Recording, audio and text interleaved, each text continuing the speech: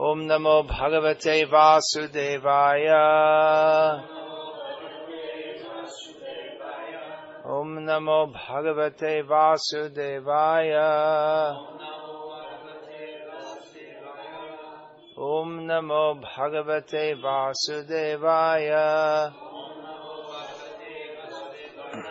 Srimad Bhagavatam, Canto 1, Chapter 17, Text 19, translation and commentary by His Divine Grace, Srila A.C. Bhaktivedanta Swami Prabhupada, founder Acharya of ISKCON. Others say that superhuman powers are responsible, while yet others say that activity is responsible, and the gross materialists maintain that nature is the ultimate cause. Purport.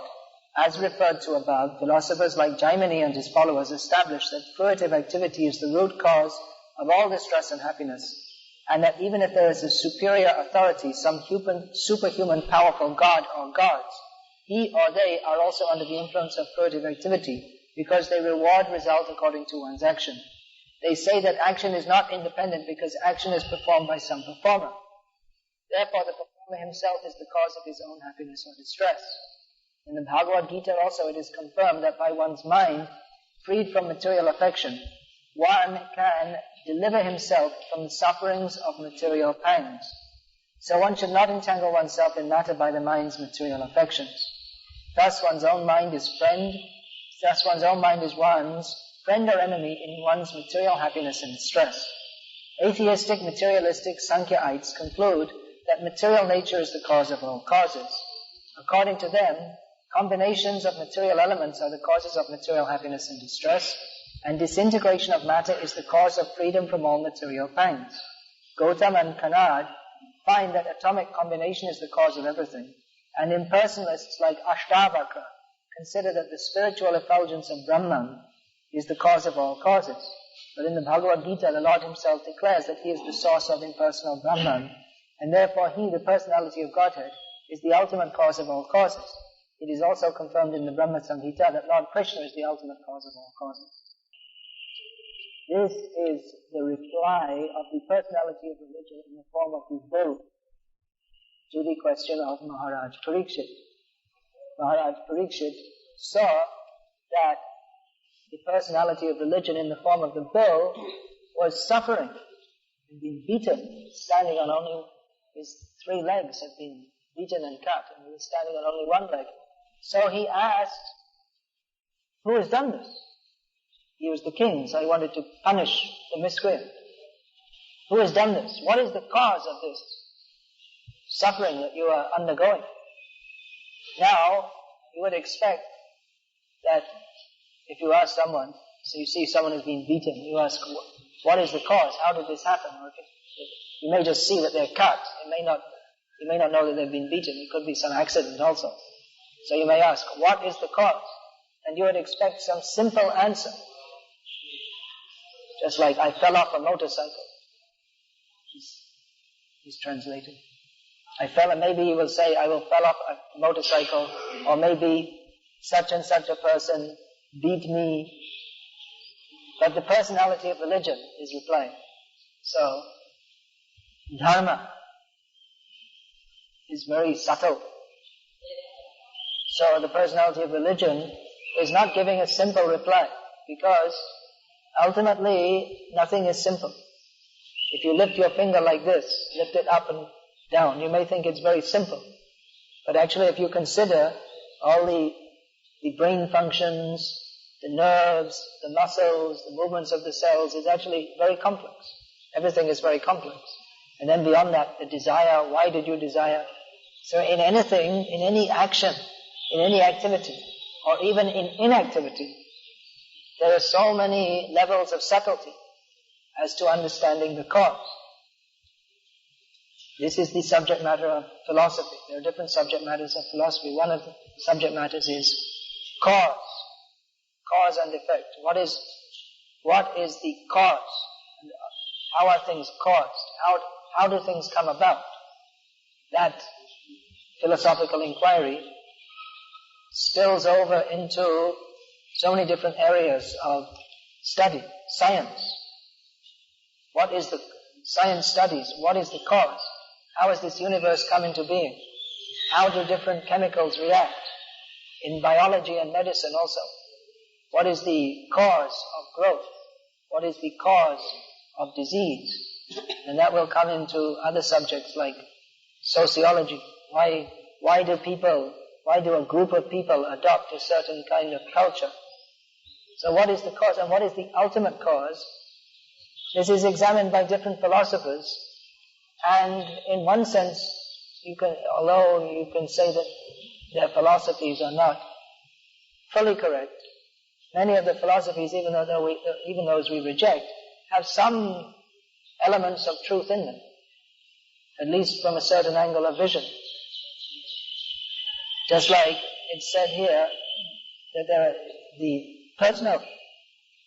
personality of religion is giving different philosophies as to why he is in the situation he is.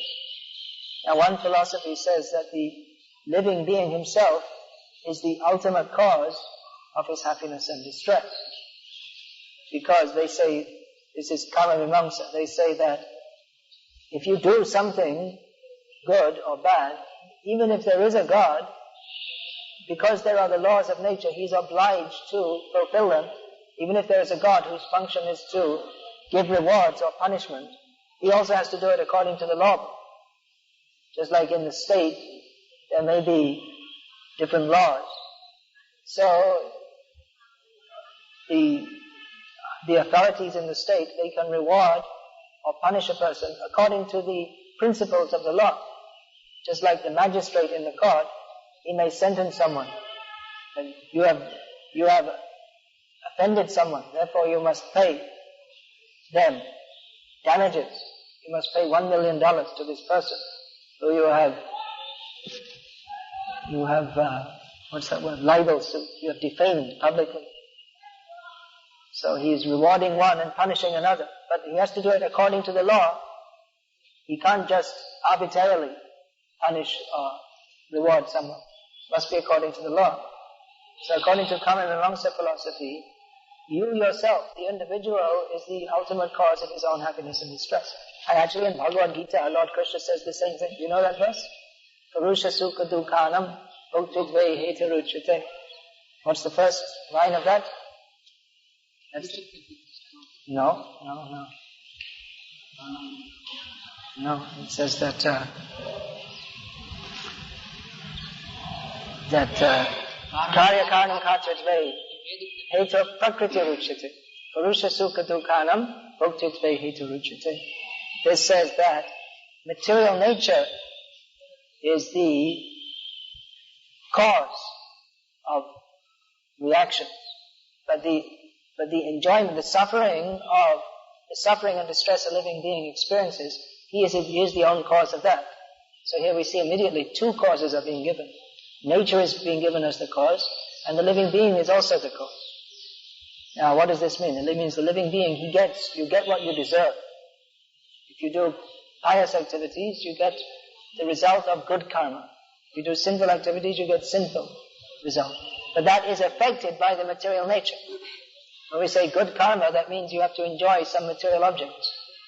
And if you have to get bad karma, that means you are punished through the agency of material nature. So immediately we see different causes. Generally in Sankhya philosophy, the example is given of different causes. What is the cause of a pot? If you see an earthen pot, what is the cause? You can say that the clay is the cause, because the pot is made from clay.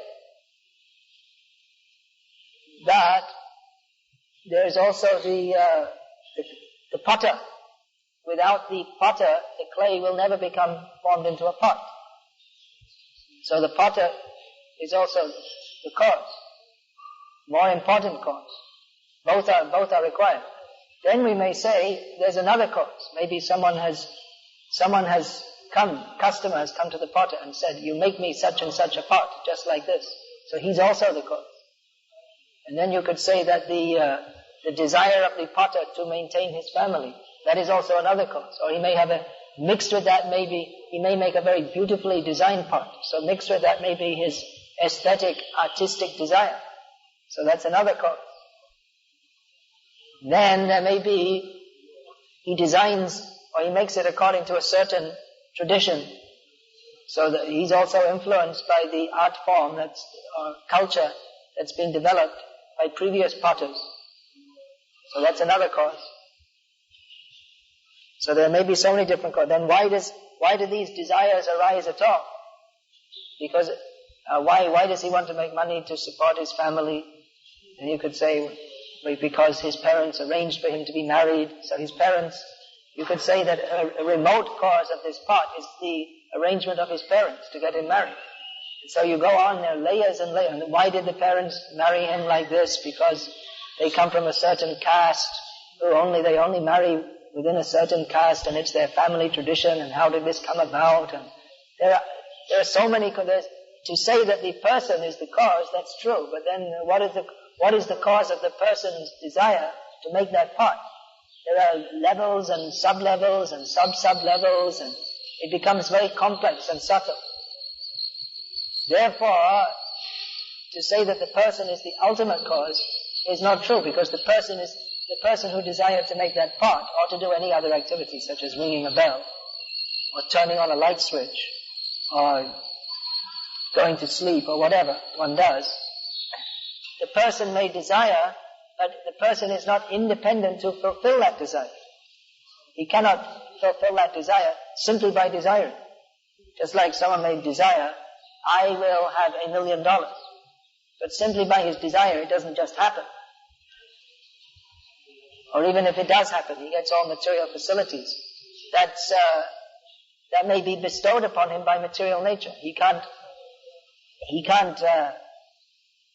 order material nature. He can only, just like you may want to build a nice bungalow and live very peacefully, you may build a bungalow. The cause of that may be your desire to live peacefully. But that's only possible if the situation is suitable, if material nature allows you to do so, because there may be an earthquake which will destroy the bungalow, or there may be some kind of riots in which people come and attack and burn your bungalow and loot everything. So you're not independent in fulfilling your desires. Other causes are also there. So, ultimately this discussion comes to what is the cause of all causes. Sarva karana karanam. Well, at the root of everything is Krishna. And He is independent. He is not caused by any other cause. He is independently existing. He is not dependent upon anyone or anything else to fulfill His desires. Therefore He is the absolute truth. Sometimes people ask this question, well, if God made everything, who made God? They think it's a very intelligent question, but actually it's a very stupid question. Because the very meaning of God is the Supreme Being who is not dependent upon anyone else. He is, axiomatically, God must be independent. And if we say that someone has made God, then He's not God. Because the very nature of God is that He's independent, totally independent. Everything is dependent upon Him. He is not dependent upon anything else. That is God. So there's a very great discussion. Previously in India, there used to be so many discussions on these points. What is the ultimate cause? But actually that can't be found out simply by logical investigation. Within our experience, everything we see, we can say, this is caused by something else. There's cause and effect. The part is the effect of the cause, which is the potter and the clay, and then the fire. You have to burn the clay and the fire. So many different factors are there. Fire could also be taken as one of the causes, because clay needs to be burned in a fire to make it into a pot. So there's maybe so many causes. So the clay, the earth, what is that caused by? That's an effect, that is the cause of the pot. But that clay itself is also an effect. It is not independently existing. It came into being. How did it come into being? Because of the material nature. So if we can only see so far. We cannot see fully. By our logical or scientific investigations, we cannot find out anything which doesn't have a cause. Within our experience, everything has a cause. So actually, to understand the ultimate cause of all causes, we have to go beyond the material nature, or beyond our experience. Therefore, the absolute truth is called aprakrita, beyond the material nature, or adhokshaja, which means beyond the circumspection of our sensory experience. So actually, you can't find the absolute truth simply by mental speculation or by research work. Because the absolute truth, being independent, is not under the jurisdiction of our intellectual inquiries. He may reveal himself to us, and actually he does, through Shastra. But we cannot find out the ultimate cause, even by our own intellectual method. Even you can't find out, many people, they want to postulate how the universe has come into being, which is also material. But even that you can't find out. It's not possible at this point in time, many millions of years after the universe has come into being, to say exactly how it has come into being. We can speculate, but you can't prove anything. Just like if you see a very old building, maybe 1,000 years old. Now if there are no records as to who has built that building, then you can't find out by investigation or research work. It's not possible.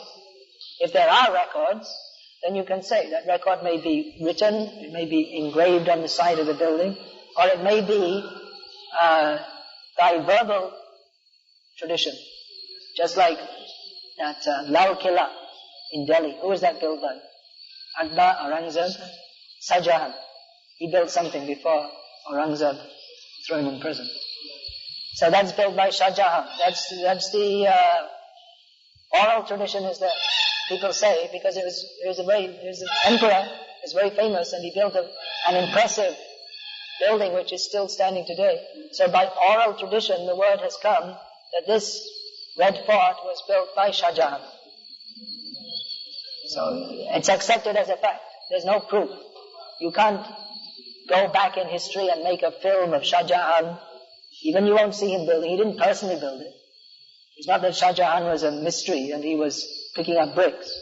When we say built by Shah Jahan, means he had it done through he had his construction workers and architect and everything else. Those days they didn't call them engineers, but anyway, he had it built. By his desire, through his money, he got it built. He must have approved the design and so many different things. So in the same way, to find out who has made this universe, how will you find out? Well, there is a record that was previously in oral tradition. 5,000 years ago, Vyasadeva put it in written form. That is called Shastra. That Krishna is the ultimate cause, not only of this universe, but of everything. Unfortunately, atheistic people, they don't like to accept it. That is their misfortune. But they will simply go on arguing with each other. Since time immemorial they have been, and they will go on arguing. This, that. But those who accept the Shastra, you immediately get perfect knowledge. Shastra means taking knowledge from those who know. So here the personality of religion, although in an apparently very difficult situation, distressed situation, is still expounding philosophy. He's not lost his philosophical sense. So we should remember this also. In difficulties we should not go to simply the emotional platform, but remain on the philosophical platform and understand what is the actual position. In that way we'll never be distressed, even in the midst of great distress. If we remember that I am the cause of my own suffering and distress, that's true up to a certain level. But the ultimate cause is Krishna. And does that mean Krishna is causing my distress? No. Krishna has given us independence. If we misuse it,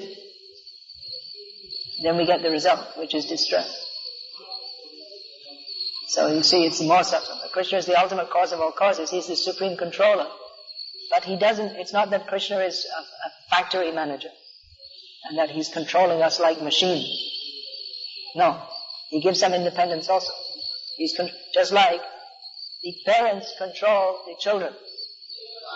Doesn't mean that they control every single movement. They may allow them to play within a certain area. So they're within a pen. They can't go outside. So they can, within that play pen, they can play as much as they like. They can run, they can jump, but they can't go outside. So they have some independence. Or the prisoners in the prison, they are controlled. You cannot go outside. Still they're allowed some independence. If they like, at least in the West, they can choose between watching TV or playing table tennis in their recreation time. They have some independence, but it's limited. These are how these things have to be understood. Hare Krishna. Is there any question?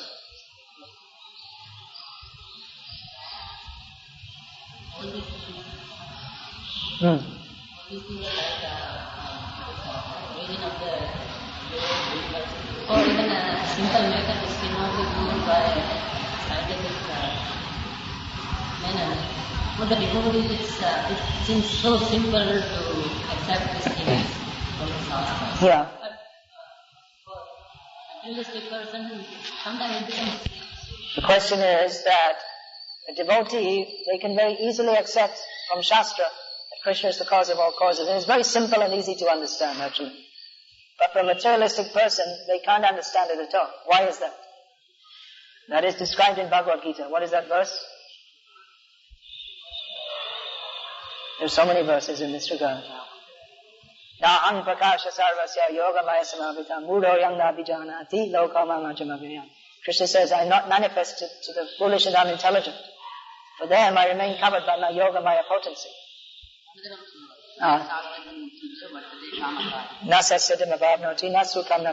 Yeah, that says those who don't follow Shastra, they can't get Sukh, Siddhi or Paramgati, happiness, perfection, or the supreme goal.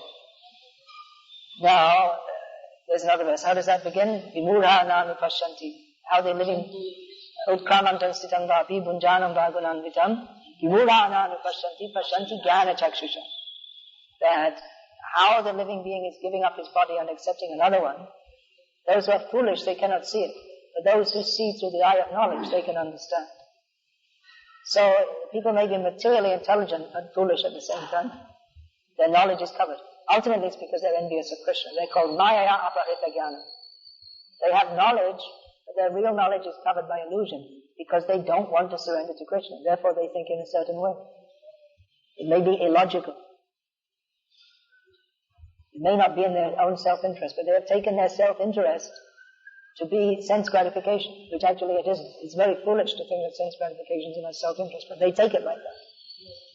Because they have such a sinful desire. Ultimately, it's because people are sinful. They can't understand. Therefore, they're attracted to sinful and atheistic views, as stated in Bhagavad-gita. What is that verse? Those who are sinful, they're attracted to demoniac views. Moghasha, mogha karma, no mogha jnana vichetasa, rajasam asarim chaiva, prakating mohinim shita. This verse says that those who are sinful, they are attracted to demoniac and atheistic views.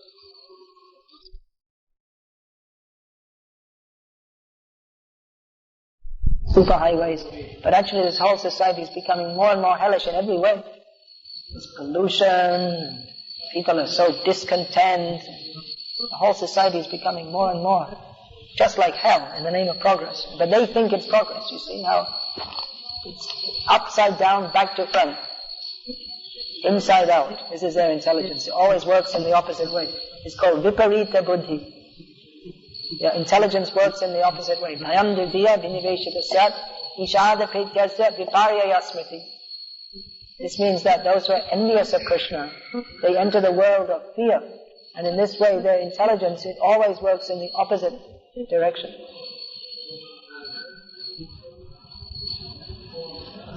But they think this is very nice, this is happy. I just saw in the train station some magazine they're selling, and they're advertising on the cover, bisexuality, the best of both worlds. They're advertising it's very good to be bisexual. You know what that means? That means sometimes a man has sex with a woman and sometimes with a man. And so they're advertising, this is very good, you can enjoy both ways. So foolish, rascal, nonsense. In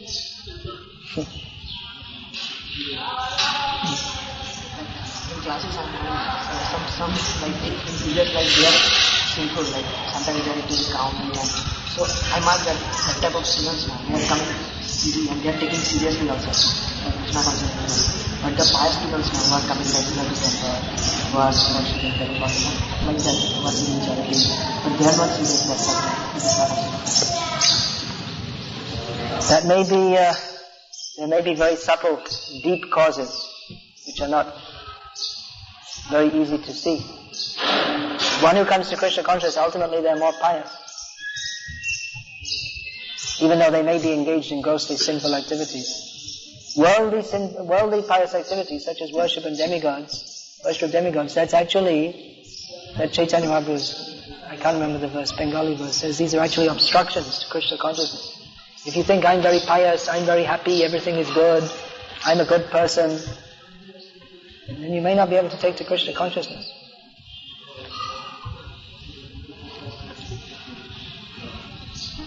We are preaching everywhere. Great devotees are also preaching in this material world. So even though great devotees may preach, the person who is receiving that. Yeah, pure devotees are preaching. It doesn't mean that everybody that they preach to takes to Krishna consciousness. Still everyone has the choice. Now, pure devotee or any devotee who's preaching purely, sincerely, we can call a pure devotee. That by the grace of Krishna, they have some influence. Krishna Shakti, Vina Nahetar Pravatan. There's some prabhav or influence. The desire of the devotee is very strong to make others devotees, and that influences others.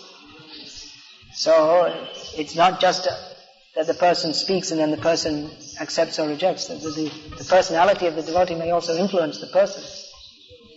Still they have the choice to accept or reject. There are so many cases where just by the association, that's why we recommend associate with devotees, because by their association one can become, his attitude can change. Association with pure devotees is very powerful. We see how many people's lives are changing because our devotees are going and preaching.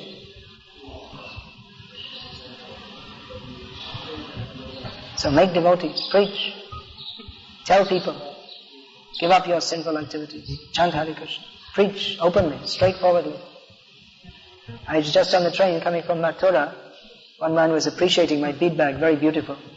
But I saw he was reading a book by Harold Robbins, who writes all these sexy books. So I told him immediately, you're appreciating this, but look, what you're reading is nonsense, rascal thing. I told him directly, you give this up. Then I gave him one book, Krishna conscious book to read. So preach openly, tell people.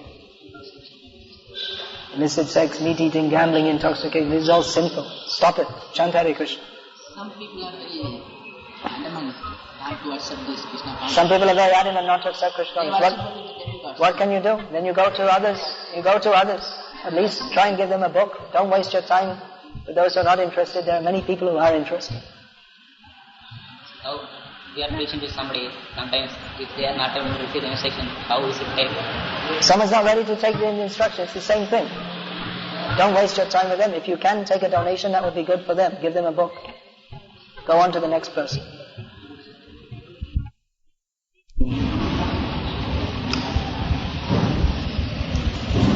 The main point Srila Prabhupada is stressing in this purport is how everything is going on under the direction of the Lord, and everyone is under the control of the Lord. Due to our conditioned consciousness, we think that we are independent. We think that we are the makers of our own destiny, which is true to some extent, as we were discussing yesterday. Purusha sukha dukhanam bhoktritvai heturuchyate. We are the ultimate cause of our happiness and distress in this material world. Actually, it's all distress. A certain type of distress is called happiness, and a certain kind of distress is called distress. But actually, it's all distress. Those who have the vision of reality, or the understanding of reality, they can understand how everyone in this material world is miserable all the time. Even if you hear materialistic people, if you hear them laughing, Generally when someone laughs, you think they're happy, isn't it? But transcendentalists can hear by the sound of their laughter, that he can hear the frustration, the anxiety and the misery in their laughter. It's not actually a laugh of happiness. Similarly in their smiling, you'll see posing for some photographs, smiling, but there's no happiness in the smile. It's just some veneer over the anxiety. Even you see there are people who are comedy artists. Now it's become a fashion in India also. All this, everything from the West is coming here. In the West they have these buffoonery kind of TV programs where people, they do silly things and they laugh, and they're people, professional comedians and clowns. But they're also not happy. Although their job is to make people laugh, and some people have the knack of always making a joke at every 2 minutes. Everything they're making some joke about. But the materialist is never happy, even though he may appear to be. Whereas sometimes you see a transcendentalist, he may be angry, or he may appear very grave, or he may not always, but sometimes we think a devotee, we hear the description he's always happy, so we think that he should be always jumping up and down and smiling and singing, but not necessarily. He may be very grave, he may not talk anything for some time, quite a long time. But his Vyabhichari bhava, that is described in Nectar of Devotion, the main principle of his consciousness is one of transcendental ecstasy in service of Krishna. So that may be expressed in different ways. So anyway, we're saying, Purusha Sukha Dukhanam Bhoktritvai Hetu Ruchyate. That ultimately what we get in this material world, we are the cause of that by our actions. But exactly how it manifests, Karya Karana Kartritvai Hetu Prakriti Ruchyate. Exactly how it manifests is through the agency of the material nature. For instance, you may desire to be able to eat a lot of food. So you have that desire. Now if you, according to your karma, if you perform good karma, you may go to the heavenly planets and eat all kinds of nice food. Your desire will be fulfilled in that way. But if you're a sinful person, and you indulge in eating all kinds of things like lobsters and crabs and all kinds of horrible things which people eat. You probably don't even know the English words for this. What's the Hindi name? Karkata or something like this for crab. It's the Sanskrit. There's the sign of the astronomical sign. Karkata. So sometimes people like to eat this. It's very popular in some countries. Sometimes they eat cockroaches and rats and all kinds of horrible things. Even to eat any flesh is horrible. So if you indulge that way, you may have your desire to eat all kinds of. You may get indulged as a pig, because a pig has very good capacity for eating. So we are the makers of our fortune in one sense, but how it is expressed, that is under the control of the material nature. Now, it's understood that the devotees, they are the most pious people, because they're always serving Krishna. And Krishna says, Savadhaman Parityajama Mekam Sharanam Raja Ahang Tvang Sarva Papebhyo Mokshayishyami Ma Shucha. Krishna says, if you surrender unto me, only making me the exclusive shelter of your life, I will deliver you from all sinful reactions. And he qualifies that even further by saying, Ma Shucha, do not fear. He is definitely assuring, I will deliver you from all sinful reactions. Then why is it that devotees are not just sometimes but often seen to be subjected to very difficult conditions? Here we see the personality of the earth and the personality of religion represented as the cow and the bull. They are suffering severely. Parikshit Maharaj, also that will be described, how for not a very serious offense.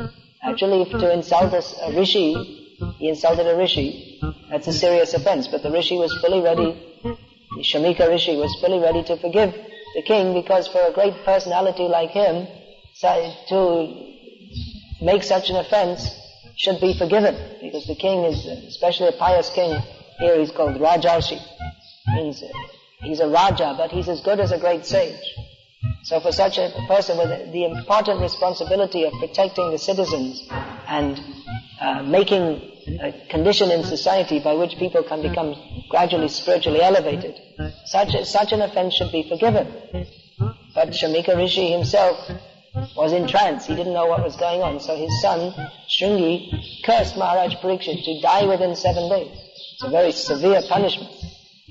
Under normal circumstances, you see, even two great personalities, Maharaj Parikshit and Shamika Rishi, there's some kind of misunderstanding. That is natural. There may be some misunderstanding, but among great personalities, they can come together and work it out without having to make any ongoing confrontation. So, like this, many times we see that devotees are put into great difficulty. Maharaj Parikshit put into great difficulty. Prahlad Maharaj put into great difficulty. Dhruva Maharaj was, as a young boy, rejected from his home, practically. He took it as a rejection. Even at that time, he hadn't taken up Krishna Bhakti. The Pandavas, how much difficulty they were put into, even in the personal presence of Krishna. So, how are we to understand this? If devotees are freed from sinful reactions by Krishna, then how is it that they are subjected to so many difficulties? And the conclusion must be that they are not subject to difficulties as a result of their sinful reactions. It's not the cause. But the cause is the will of the Lord. Then the question will come, why should the Supreme Lord desire His devotees to be put in such difficulties? The reasons for that, they may be several. One reason may be that if there's even any slight attachment for this material world, a pure devotee undergoing great difficulties will fully take shelter of Krishna and fully give up any illusion of any attachment to this material world. Because the nature of this material world is such that even a great devotee can become attached. The Maya is very, very strong. So even if someone is a great devotee, there may be even some tinge of attachment. So to free him fully from that, Krishna may, as Bhaktisiddhanta Saraswati Thakur, purify him in the fire of ordeal. Just like the gold is purified by burning it. If gold is mixed up with other chemicals, then it is purified by burning. Then it separates and only the gold remains. So that is one reason for purification. Another reason is that this separates the real devotee from the not very advanced devotee. By this test, by putting the devotees into difficulty, Krishna tests to see who is actually my very serious devotee. Who is a serious devotee of Krishna? He never thinks to give up Krishna's shelter. Just like the Pandavas, they went through one difficulty after another, but they never gave up their faith in Krishna. They never blamed it on Krishna. Sometimes we see, Prabhupada gave the example, he heard from his one godbrother, Sadananda, who was from Germany, that after the war, I don't know, whether the First World War or Second World War, whatever. So anyway, the Germans, they were fighting in the war, and in those days, even among the demoniac people like the Germans, they were overcome by the demoniac spirit at that time. So even at that time, they didn't send women to fight. Now it's women's liberation, and even the women are sent to fight. So at least even a short time ago, even the demoniac people of the Western countries didn't send the women out as soldiers. So the women were at home. Of course, they were working in the factories and all this. But they were praying to God, dear God, please send my husband home. Send my father home. Send my brother home. Send my son home. Let them survive this terrible fight. But almost all, they didn't come home because they were killed in the fighting. So the nation as a whole, after that, became very much atheistic. Because they thought, we prayed to God to protect us from difficulties. He didn't, so what's the use of believing in God? God's job is to do what I want. Hey, come on God, do it, quick, quick, quick. Hurry up, what are you doing? Don't waste my time. It's taking God as order supply. This is a phrase made by Bhakti Siddhanta Saraswati Thakur. That materialistic people, they take God as their order supply. I have some order to fulfill. So God should fulfill that. So these people, they may be devotees, but they are neophyte devotees. Neophyte devotees, they are called, there are different words. One is prakrita bhakta. Means they're devotees somewhat, but really they're still on the materialistic platform. Or bhakta prai, means almost a devotee, not really a devotee at all. Real devotion begins when we have firm faith in Krishna. So such a person, they may easily give up their devotion. Or due to not having very firm faith in Krishna, or wanting some materialistic benefit from God, and they won't be very interested to understand the philosophy of Krishna consciousness. Therefore they can easily be diverted. Therefore we see all over India people who were by family, they are members of nice sampradayas, Vallabh sampradaya or Sri sampradaya, but because they're not trained properly or they're not very advanced, then they're going to some Sai Baba or Swami Narayan or something completely bogus, which appears to be like devotion, but it's not the real thing, because they gave up the understanding of Krishna or Vishnu as supreme. They get diverted because they have materialistic tendencies. Therefore they can't achieve pure devotion.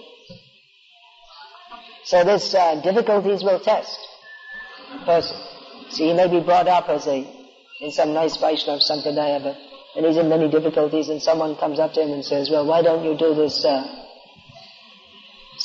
go to Sai Baba and ask him, he will help you, and then they go, and then the material energy working through some dead fakir or whatever, then they get their benediction and they give up Krishna.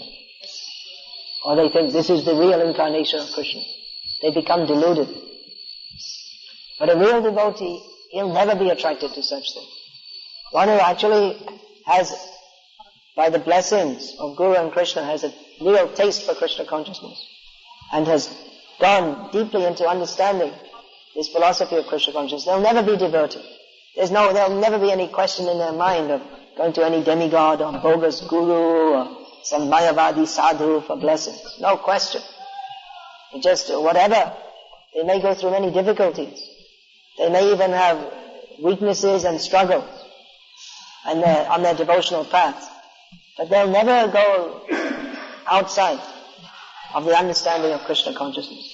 That is why Prabhupada wrote in one place that even a neophyte devotee can be considered a pure devotee if he's on the right path.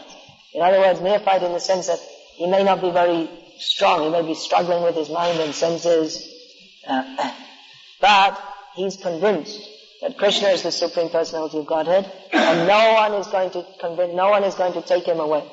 He's not going to go to any Baba or Bappa or any useless thing like this, not to any demigod. He is firmly convinced that Krishna only is my shelter. And not only Krishna is my shelter, but he knows the process. Hare Nama, Hare Nama, Hare Nama, Eva Kevalam, Kalo Nasteva, Nasteva, Nasteva, Gatira, Nita. Chanting in this Kali Yuga, chanting the name of Hari. This is the process. He doesn't become diverted to any false meditation or mundane welfare activities or any such thing in the name of devotional service. He knows Krishna is the Supreme Lord, and we have to serve him through the process given by these Guru, Sadhu and Shastra, which means to chant the holy name of Krishna and cooperate in the Sankirtan movement. So such a devotee, even he may be subjected to many tests, but he will not deviate. Even he may, in the test, say Pandavas, Parikshit Maharaj, they are exemplary. They are the ideals to follow. But realistically speaking, we don't expect that everyone is going to be so ideal as Parikshit Maharaj. Practically we see, everyone has their struggles in devotional life. It's not so easy to be a pure devotee due to our past conditioning. Of course, we could, from another perspective, we could say it's our own rascaldom.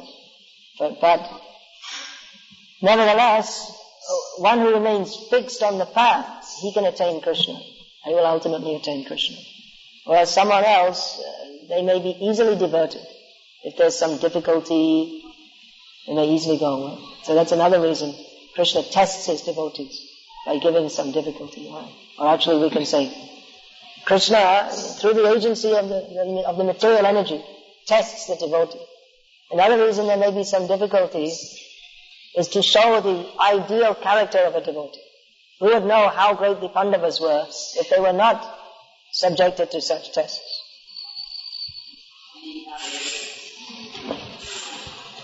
Many people are performing bhajan, they may be sitting in a hut just chanting Hare Krishna all day, or they may be performing very nice deity worship. So all these things are very good. But we'll really see how much a devotee is dedicated to Krishna when he's subjected to many difficulties in the service of Krishna. Practically we see how Prabhupada went through so many difficulties to spread Krishna consciousness, and none of his contemporaries even dreamed to do that. And none of his contemporaries, we don't think they could have gone through what Prabhupada went through. Living with crazy hippies and cooking and cleaning up for them and preaching on and on. Preaching means you must have to be a preacher.